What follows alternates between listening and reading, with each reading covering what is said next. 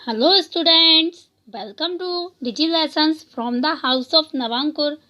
आज हम पढ़ेंगे क्लास 7th मैथ सब्जेक्ट का चैप्टर 4th, जिसका नाम है सरल समीकरण। आज हम इसका पार्ट 2 पढ़ते हैं।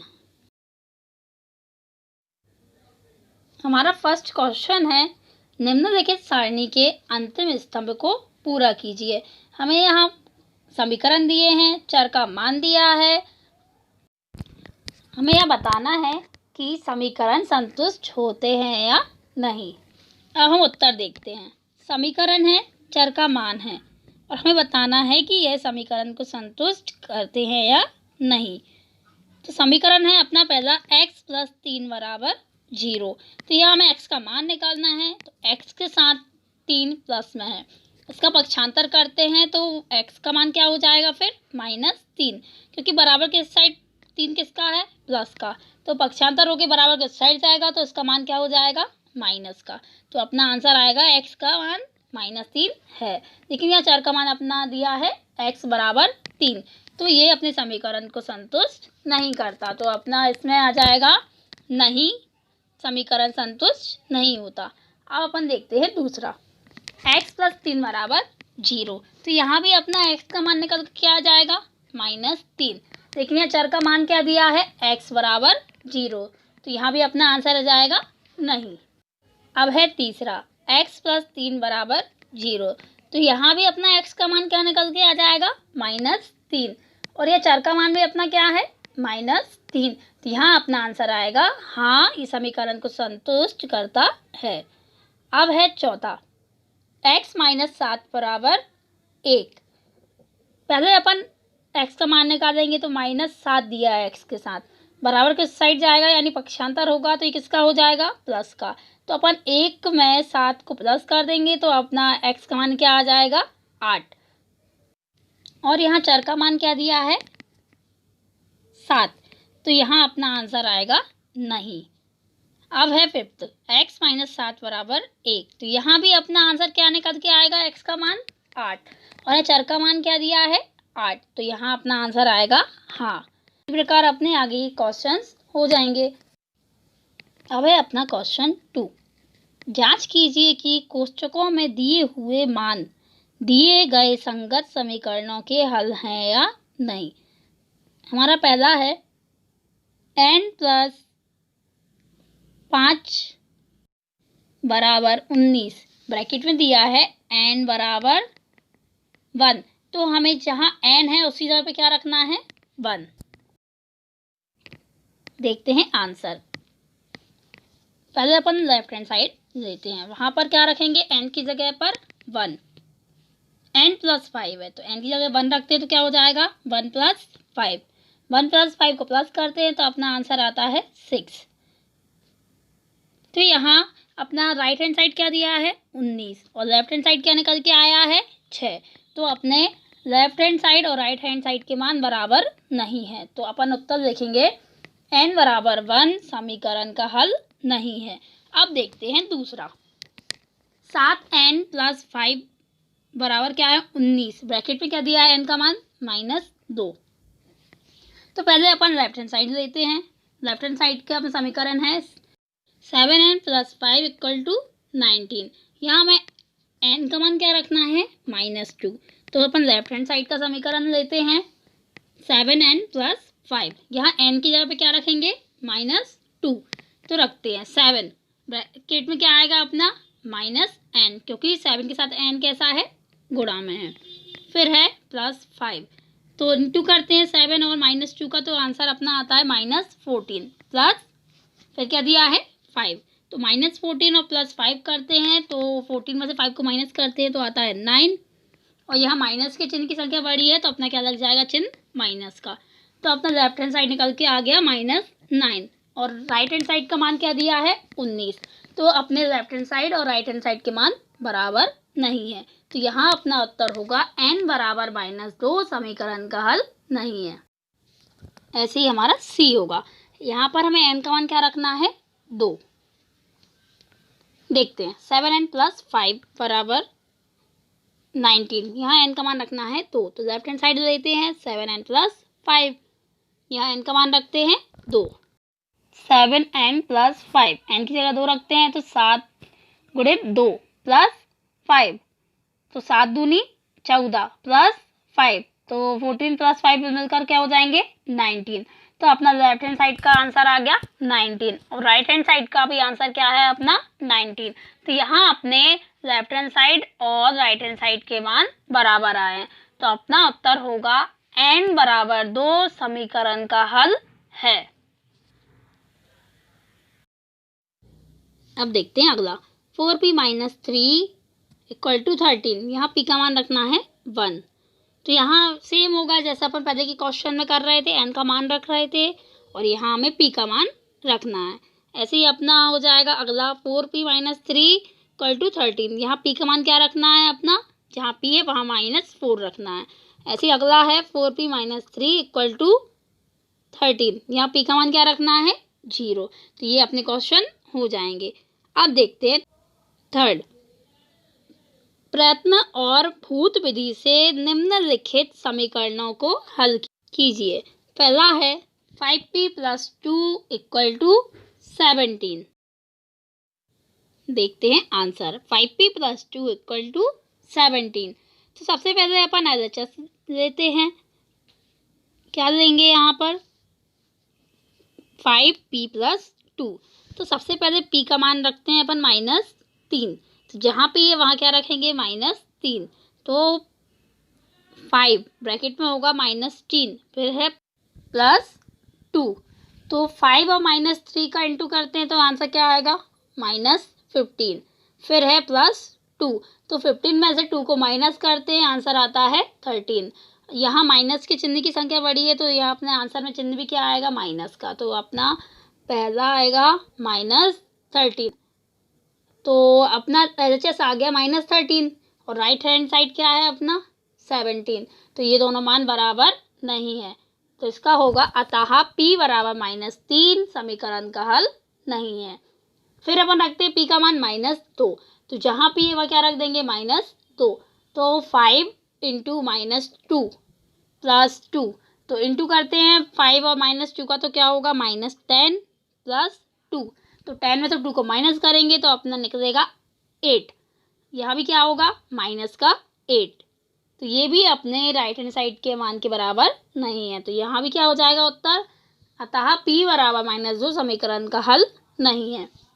फिर रखते हैं p का मान -1, तो जहाँ p है वह क्या रखेंगे -1, तो बनेगा 5 × -1 + 2, तो 5 और -1 का इंटू करते हैं तो अपना आएगा -5, फिर है +2, तो 5 में से 2 को माइनस करते हैं क्या निकलेगा 3, और किसका आएगा ये माइनस का, तो -3 भी 17 के बराबर नहीं है, तो उत्तर है इसका p = -1 समीकरण का हल नहीं है। फिर देखते हैं p का मान 0, तो जहाँ p है वह क्या रखेंगे 0, 5 × 0 + 2, तो 0 का इंटू करेंगे 5 में तो क्या आएगा 0, और फिर क्या है +2, तो अपना इसका आंसर निकल के आया +2, तो ये भी अपने 17 के बराबर नहीं है, तो p = 0 भी समीकरण का हल नहीं है।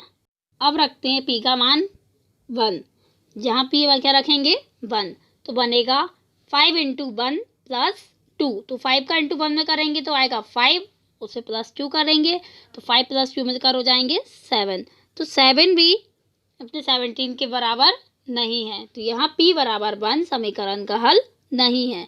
फिर देखते हैं p = 2, तो जहाँ p है वह क्या रखना है अपना 2, तो होगा 5 × 2 + 2, तो 5 दूनी 10 + 2, तो ये हो जाएगा 12, तो 12 भी 17 के बराबर नहीं है, तो ये होगा अतः p = 2 समीकरण का हल नहीं है।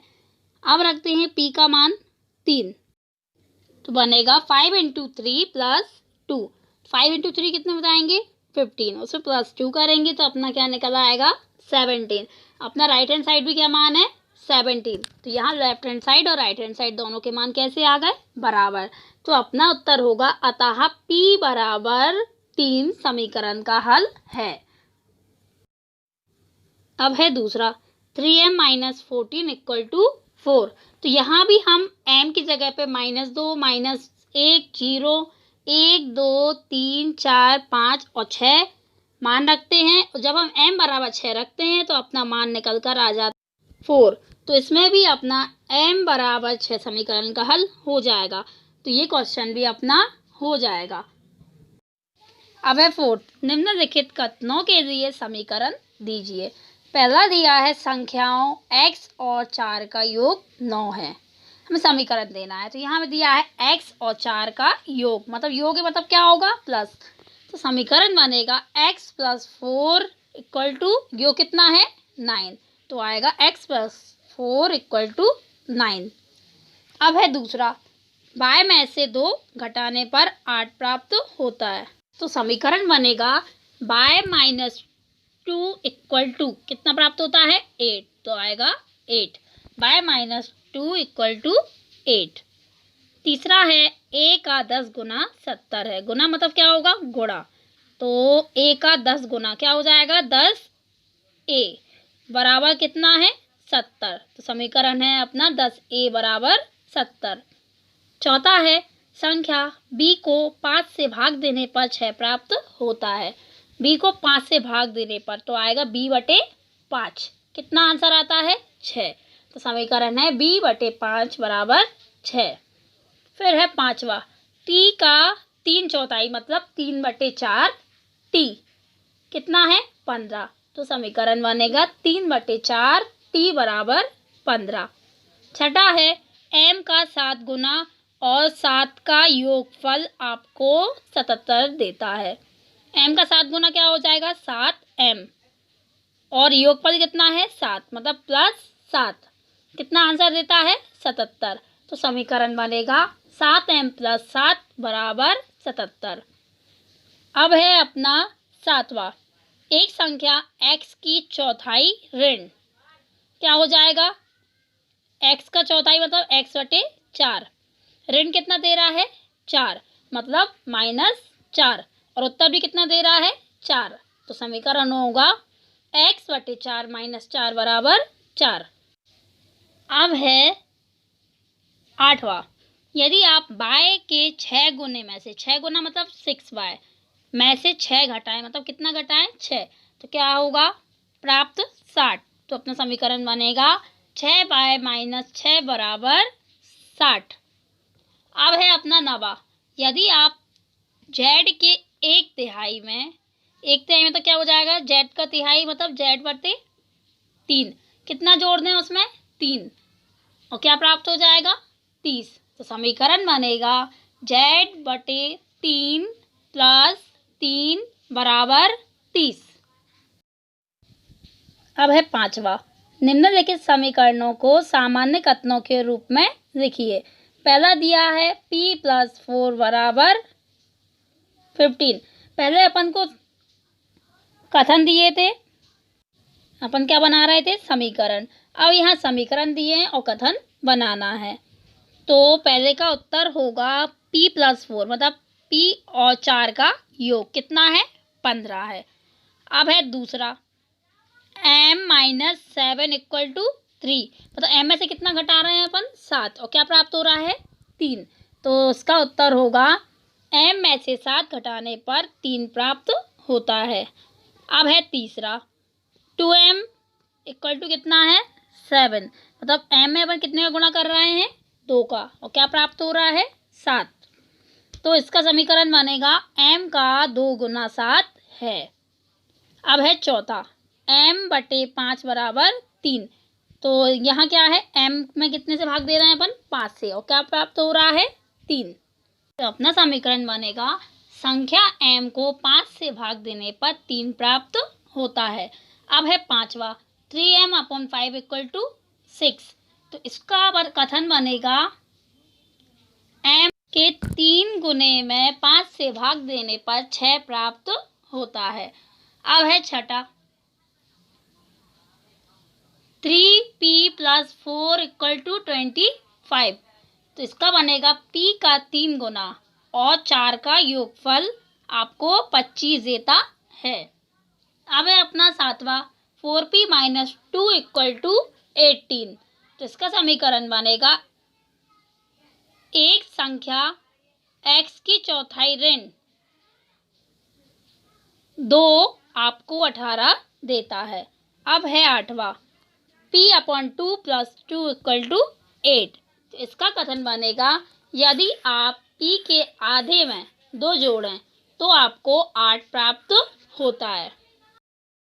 अब है छठा, निम्नलिखित स्थितियों में समीकरण बनाइए। पहला है, इरफान कहता है कि उसके पास परमीत के पास जितने कंचे हैं उनके 5 गुने से 7 अधिक कंचे हैं। इरफान के पास 37 कंचे हैं और परमीत के कंचों की संख्या को m लीजिए। तो देखते हैं अपन आंसर। माना परमीत के पास कंचों की संख्या कितनी है, m। तो परमीत के पास जितने कंचे हैं उसके 5 गुने से 7 अधिक, 5 गुना क्या हो जाएगा 5m और 7 अधिक मतलब +7 कंचे हैं। तो इरफान के कंचे कितने हैं 37। तो अपना समीकरण बन जाएगा 5m + 7 = 37। तो इसका मतलब है परमीत के पास जितने कंचे हैं उसके 5 गुने से 7 अधिक कंचे किसके पास हैं, इरफान के पास। कितने कंचे हैं 37। अब अपन देखते हैं दूसरा। लक्ष्मी के पिता की आयु 49 वर्ष है। उनकी आयु लक्ष्मी की आयु के 3 गुने से 4 वर्ष अधिक है। और अपन को क्या मानना है, लक्ष्मी की आयु को बाय वर्ष। माना लक्ष्मी की आयु कितनी है बाय वर्ष। तो लक्ष्मी की आयु की 3 गुना मतलब क्या हो जाएगा 3 बाय से कितना अधिक है 4 वर्ष अधिक है। किसकी आयु, उसके पिता की आयु कितनी है 49 वर्ष। तो अपना इसका आंसर आएगा 3 बाय + 4 = 49। अब देखते हैं तीसरा। अपराजिता बताती है कि उनकी कक्षा में एक विद्यार्थी द्वारा प्राप्त किए गए न्यूनतम अंक का दुगुना भाग कितना है 7 है। प्राप्त किए गए अधिकतम अंक कितने हैं 87 है। न्यूनतम प्राप्त किए गए अंकों को क्या मानना है L। अब देखते हैं अपन आंसर। माना विद्यार्थी द्वारा प्राप्त किए गए न्यूनतम अंक कितने हैं L। तो यहाँ दिया है अधिकतम अंक प्राप्त किए गए न्यूनतम अंक का कितना है दुगुना। न्यूनतम अंक है अपने L, उसका दुगना हो जाएगा 2L और उसका दुगना धन कितना है 7।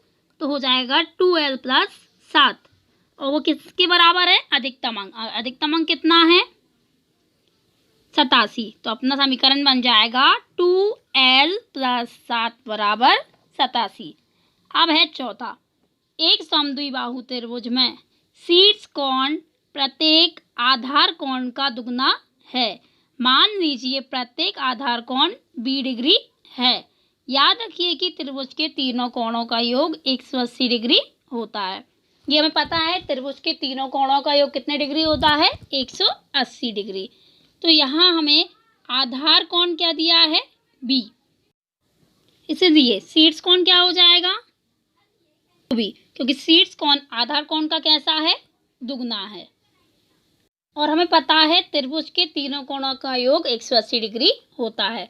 तो पहला कोण हो गया अपना 2B और दूसरा और तीसरा अपन ने क्या मान लिए B और तीसरा भी क्या मान लिया B। तो इन तीनों का योग कितना हो जाएगा अपना 180 डिग्री। तो यहाँ अपना पहला है 2B, दूसरा है 1B और तीसरा भी क्या है 1B। तो हमारे तीनों कोणों का योग कितना आ जाएगा 4B बराबर कितना चल रहा है 180। तो 4B = 180। तो हमारा इसका आंसर आ गया 4B = 180। Thank you. हम दोनों पक्षों में 10 को घटा देते हैं।